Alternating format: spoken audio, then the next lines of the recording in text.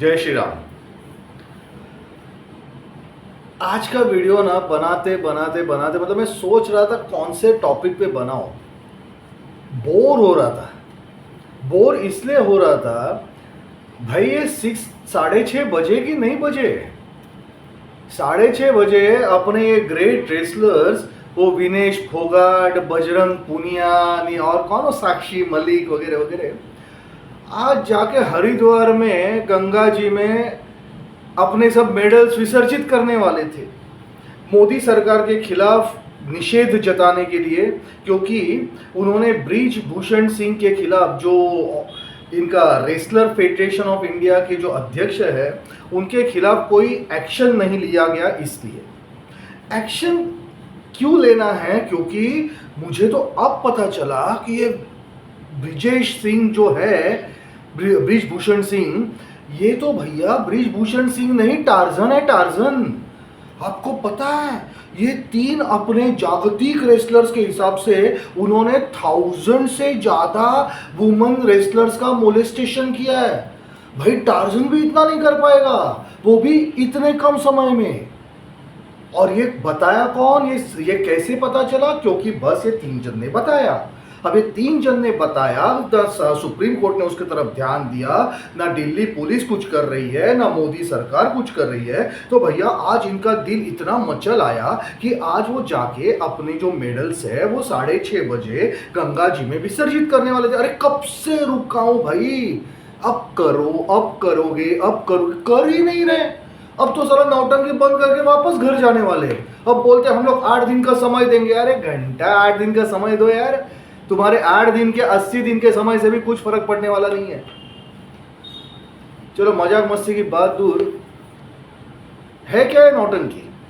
वैसे तो social media की वजह से आजकल ये लोग ना 5 मिनट में एक्सपोज हो जाते हैं, लेकिन फिर भी आज जब इन्होंने नौटंकी छेड़ी है तो जरा एक बार आपको वापस याद दिला दूं कि नौटंकी है क्या और इसके पीछे का एक्चुअल रीजन क्या है, कौन इसके पीछे है। तो ये नौटंकी ऐसी है कि अचानक से 7-8 साल के बाद विनेश फोगाट, साक्षी मलिक और बजरंग पुनिया, ये अपने 3 महान ग्रेट रेसलर्स, इनको अचानक से खबर मिली कि रेसलिंग फेडरेशन ऑफ इंडिया के जो चेयरमैन हैं ब्रिजभूषण सिंह, तो इन्होंने अचानक से इन 3 जन के पास बहुत सारी लड़कियां, बहुत सारे वुमेन रेसलर्स कंप्लेंट लेकर आए कि 1000 से ज्यादा लड़कियों का इस ब्रिजभूषण सिंह जी ने कुछ तो मॉलेस्टेशन किया। तो चलो भैया, वुमेन राइट के खिलाफ, वुमेन राइट के समर्थन में तीनों अपने रेसलर दिलो जान से खड़े हो गए। लेकिन इसके पीछे की नौटंकी है क्या? नौटंकी यह है, इन सब का कर्ता कर्विता जो मेन पर्सन है वो है दीपेंद्र सिंह हुडा।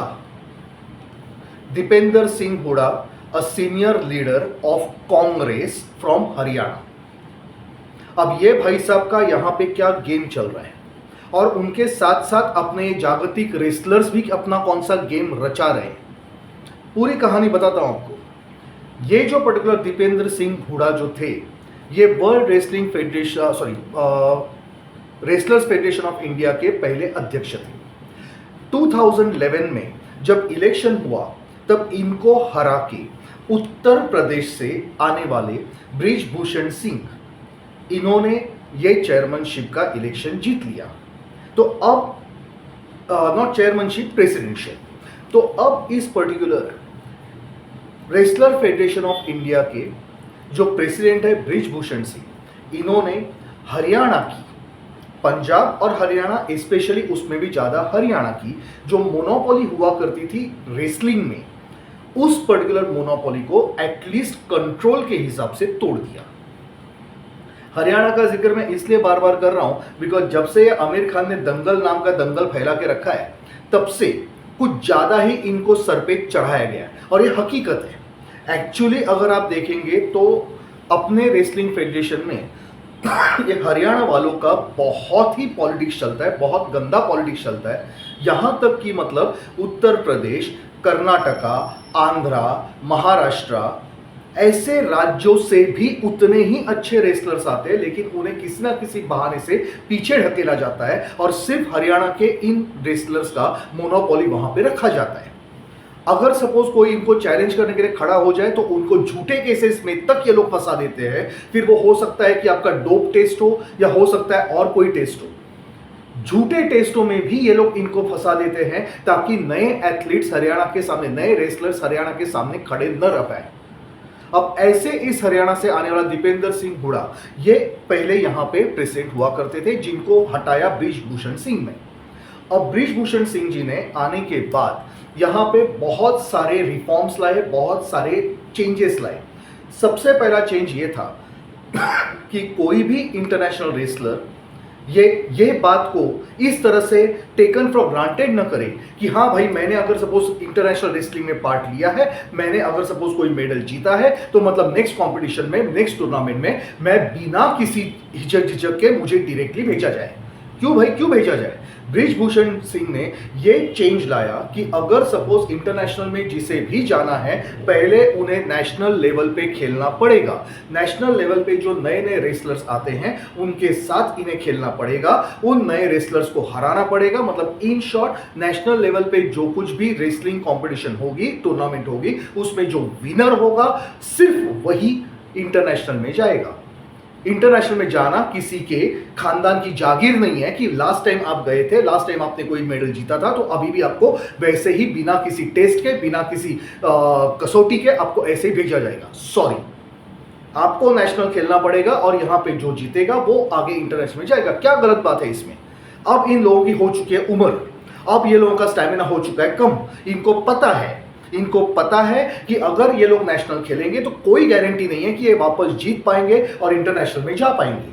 और इसके लिए ये तीन रेसलर्स, स्पेशली ये तीन रेसलर्स, विनेश फोगाट, बजरंग पुनिया और साक्षी मलिक, ये तीन ही जन क्यों रायता फैलाए है?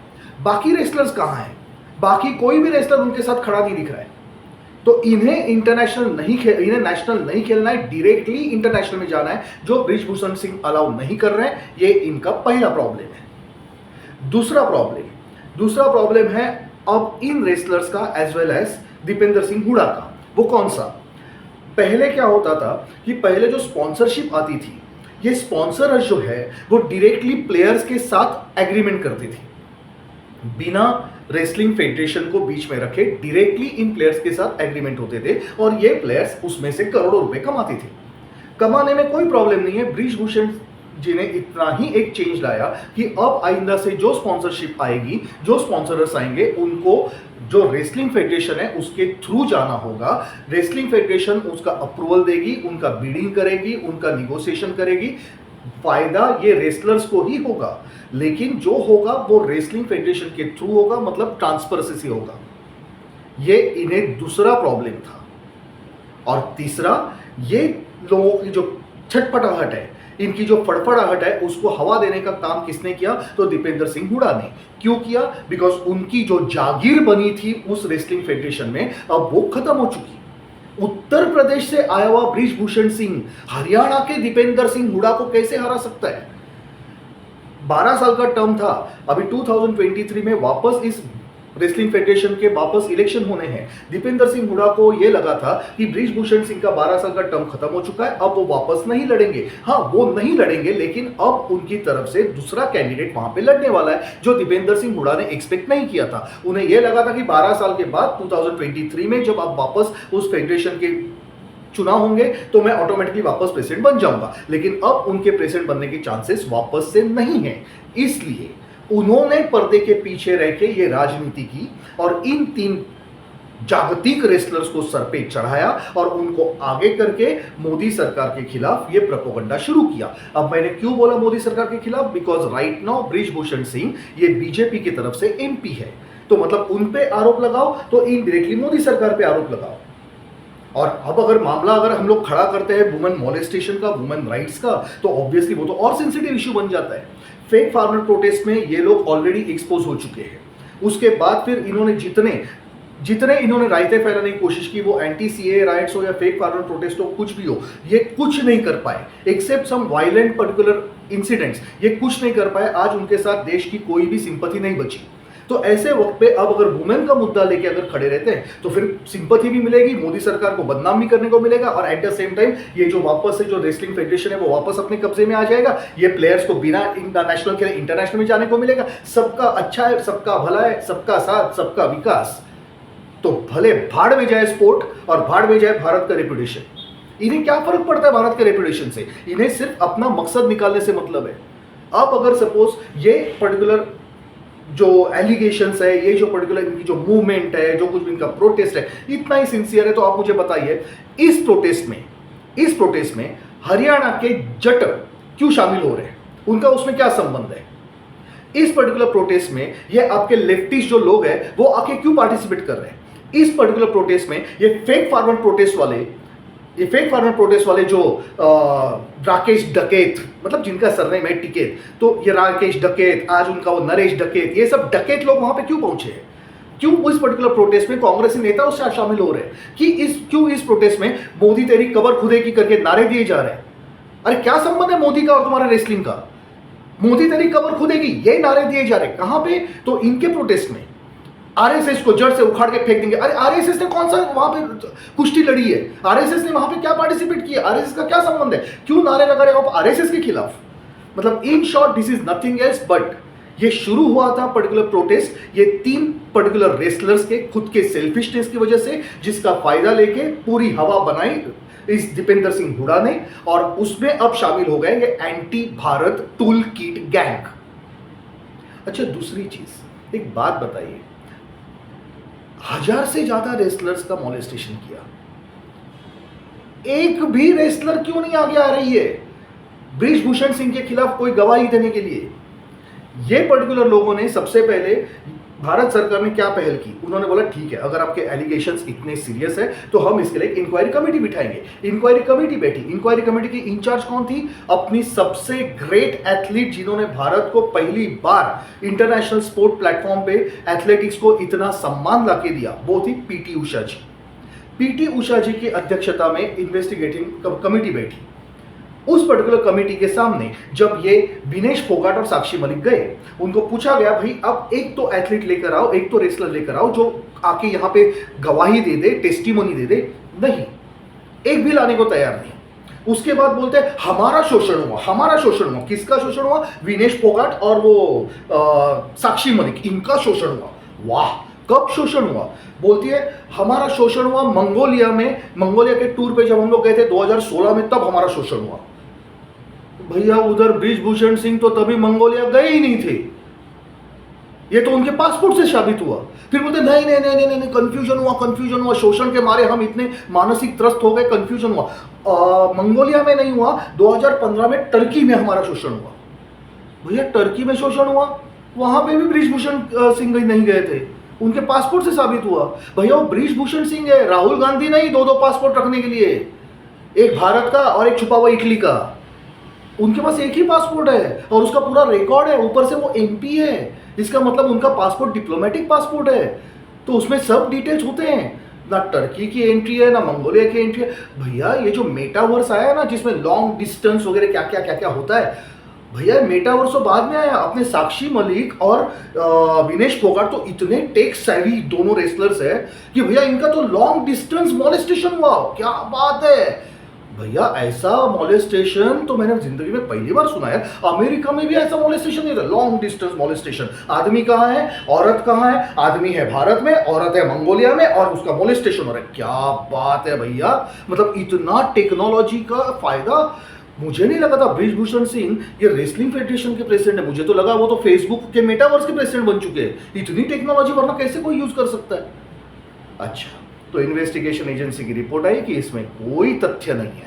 तो भैया इन्होंने सबसे पहले क्या किया? हम इस इन्वेस्टिगेशन एजेंसी को नहीं मानते। पीटी उषा जी जैसे सीनियर एथलीट को इन लोगों ने धक्का मुक्की की। लिटरली वो इतनी ग्रेट एथलीट, उनके आंख में से आंसू निकल आए खुद का अपमान देख के। लेकिन फिर भी इनका दिल कहां पिघलेगा, क्योंकि इनके पास दिल ही कहां है, इनके पास सिर्फ मैन्युपुलेशन है। फिर ये लोग गए सुप्रीम कोर्ट ने भी ये डिक्लेयर किया कि भैया इस मामले में हम राइट नाउ कोई इंटरफेरेंस नहीं करेंगे, दिल्ली पुलिस इसकी एफआईआर फाइल करे। दिल्ली पुलिस ने सो मोटो एफआईआर फाइल की। भैया लाओ तो सही, सबूत तो लाओ, एक तो टेस्टिमनी लेकर आओ कि जिसके हिसाब से आदमी दिल्ली पुलिस आगे जाके बृजभूषण सिंह को अरेस्ट करे। कोई टेस्टिमनी नहीं। उसके बाद फिर लेकर आए किसी एक बच्ची एथलीट को, बोलते ये तो नाबालिग है, इसका भी शोषण हुआ है, अभी बृजभूषण सिंह पे पॉस्को एक्ट लगाओ। अरे काहे का पॉस्को एक्ट लगाओ? बाद में 4 दिन बाद, अभी कल ही उस लड़की के, उसके खुद के सगे चाचा का, मामा का, उसके पूरे खानदान का ये स्टेटमेंट आया है कि भाई लड़की 19.5 साल की है, नाबालिग नहीं है, और ऊपर से उसका कोई मॉलेस्टेशन नहीं हुआ है। उस लड़की को इस चक्कर में ये लोग जानबूझ के फंसा रहे हैं। तो अब हम किस पे विश्वास करें? आप तीनों के कहने पे या फिर उस लड़की के रिश्तेदारों पे? अच्छा चलो वो छोड़ो, वो होने के बाद फिर क्या बोलते हैं, हमें इन्वेस्टिगेशन एजेंसी पे भरोसा नहीं, हमें सुप्रीम कोर्ट पे भरोसा नहीं, हमें दिल्ली पुलिस पे भरोसा नहीं, हमें किस पे भरोसा है? हमें खाप पंचायत पे भरोसा है। खाप पंचायतें, औकात क्या है उनकी? औकात क्या है उनकी? मैंने एक बार ट्विटर पे एक थ्रेड लिखी थी, ये खाप पंचायतों के जो जबरदस्त फैसले होते हैं, उनका जो न्याय होता है, अगर किसी का बलात्कार हो, हाँ तो ठीक है, 51,000 रुपीज कॉम्पेंसेशन दे दो, केस वापस ले लो, खत्म करो, समाज शांति से रहना चाहिए। अच्छा लड़की को छेड़ा, उसके कपड़े फाड़े, उसे नंगा घुमाया, ठीक है, 10 उठक बैठक कर लो, पाप मुक्ति। ये खाप पंचायतें, ये खाप पंचायतें, और यही खाप पंचायती थी ना तुम्हारे फेक फार्मर्स आंदोलन में। हाँ, आज जिसकी वजह से एक आम फार्मर का इतना नुकसान हुआ है, यही थी ना खाप पंचायतें। तुम्हें सुप्रीम कोर्ट पे भरोसा नहीं, तुम्हें दिल्ली पुलिस पे भरोसा नहीं, तुम्हें इन्वेस्टिगेशन एजेंसी पे भरोसा नहीं, तुम्हें खाप पंचायत पे भरोसा है। क्यों? क्योंकि वो कुछ गिने चुने जट लोगों के, जट लीडर्स के हाथ में इसके लिए, और मतलब जट लीडरों ने बताया, उस खाप पंचायत ने कुछ बताया जिनका कोई वजूद नहीं है, जिनकी कोई औकात नहीं है, जो सिर्फ अपने गांव के लेवल पे अपनी गुंडागर्दी चलाते हैं। आपको उन पे भरोसा है क्योंकि वो तुम्हारे उस दीपेंद्र सिंह हुडा के हिसाब से बोलेंगे, और हम यहां पे बेवकूफ बैठे हैं कि हम वो देखते रहेंगे और हम आप पे विश्वास करेंगे। भैया मेडल जीते होंगे आपने, मेहनत की होगी आपने, आपको लाख लाख सलाम, आपने देश का नाम ऊपर किया, लेकिन एक बात याद रखिए, आप वो मेडल जीत पाए, उस औकात पे आपको लाने के लिए इस देश ने टैक्स पेयर्स का पैसा आपके पीछे बर्बाद किया है, करोड़ों रुपए का ट्रेनिंग दिया है आपको, उसके बाद आप इस लायक बनी कि आप इंटरनेशनल में जाके खेल पाए और वहां पे जीत पाए। अगर आपने जीता अच्छी बात है, लेकिन यह मत बोलना कि देश ने आपके लिए कुछ नहीं किया। आपने अगर देश के लिए सम्मान लाया तो इसके लिए पहली इन्वेस्टमेंट देश ने की है। तो अगर इन्वेस्टमेंट पे आप रिटर्न लेकर आए तो that means it's just a good investment, that doesn't make you great human being. I am practical and I am blunt. मैं फोकड़ में कि भाई किसी को ज्यादा क्रेडिट नहीं दूंगा, और ऐसे वक्त पे तो बिल्कुल नहीं। तो मेरा तो सिर्फ यही कहना है कि भैया आपको अगर अब इतना फ्रस्ट्रेशन हो रहा है, ऊपर से इनकी नौटंकी क्या चल रही थी, परसों 28 तारीख को 28 मई को, जब इतना बड़ा देश, इतना बड़ा दिन था भारत के लोकशाही के इतिहास में, कि पहली बार भारत में बनी हुई पार्लियामेंट का उद्घाटन होने जा रहा था, उस वक्त उस उद्घाटन समारोह को बर्बाद करने के लिए, उसे खराब करने के लिए ये लोग चल पड़े थे बड़े शान से, मोर्चा लेके, खाप पंचायत वहां पे बिठाएंगे, महापंचायत बिठाएंगे, ऐसे करके दुनिया के सामने हमारी बदनामी करेंगे।